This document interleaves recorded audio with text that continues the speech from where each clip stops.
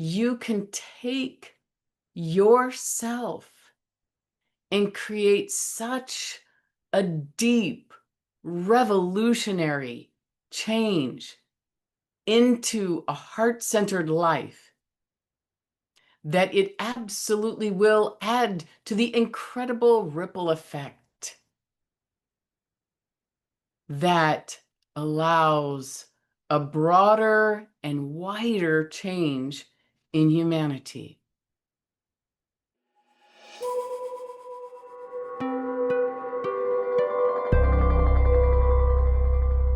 What can we do to create change? You have to be super committed to create that change. You have to be incredibly vigilant at watching yourself, your feelings inside, your words, your facial expressions, and work very hard to do something brand new. We have so many choices of what we can do.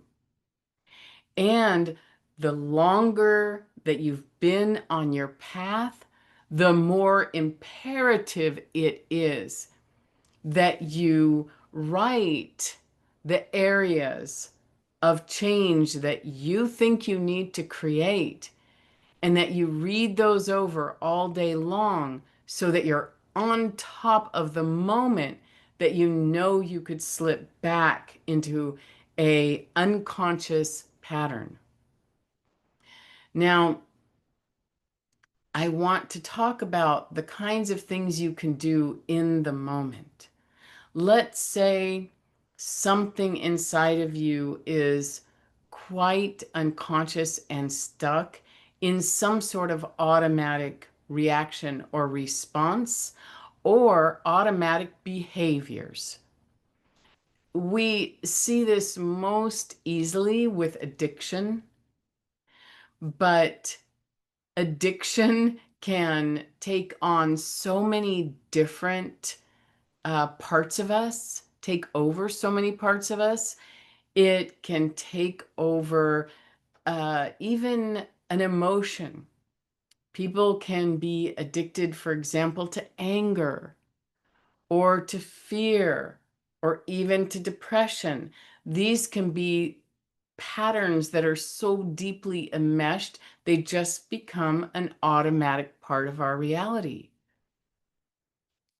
Now, what can you do in the moments where you see your feelings are moving in a direction that you know often lead to an automatic behavior that you would otherwise wish you could change?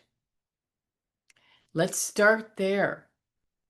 Let's say we're just going to start with feelings of discomfort, emotional discomfort. No need to identify the emotion. Is it anxiety? Is it fear? Is it anger? Is it jealousy? Anything. Let's start by not identifying it, but just simply identifying that we no longer feel centered and good.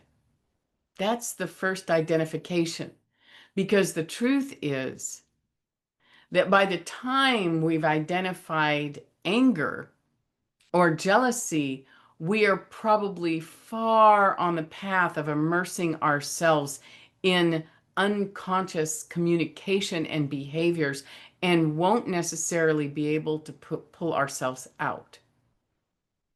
So let's just start with, okay, I'm feeling some uncomfortable feeling inside. And now, what can I do? Can I ask myself where it started? Did I have a triggering thought? Did somebody say something to me that was triggering? Did I watch the news and something on the news was triggering? So as you look, you feel the feeling, you identify discomfort.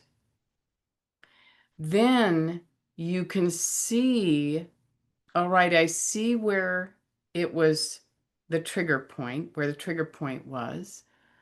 I can see that whatever feeling is happening is constrictive and it's making my consciousness feel squeezed and smaller, almost as if now I am somebody that is being controlled by an emotion versus by my heart and my freedom. Then in that moment, can you focus on your heart and just grow it? Make it bigger, make your love bigger and bigger and bigger and bigger to where your emotion is very small within this expanse of heart energy. And from that perspective, that emotion can no longer control your consciousness or your reactions. And then you begin to pour love towards that. But instead of from the inside out or from the inside of you towards the emotion, instead you're growing your love so big around you and you're then pulling it back in to where the emotions are and where they're bothering you, whether that's even in your mind as a thought or somewhere in your body as nervous stomach or hurting solar plexus or something.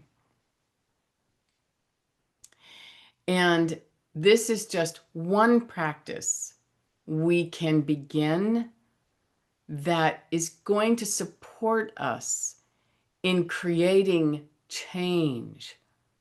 Change in an area where we've been very stuck, and fundamental change that allows us to move into a new sense of self that is no longer being limited or guided by some small, petty, angry, old part of us that was created from some kind of emotional pain.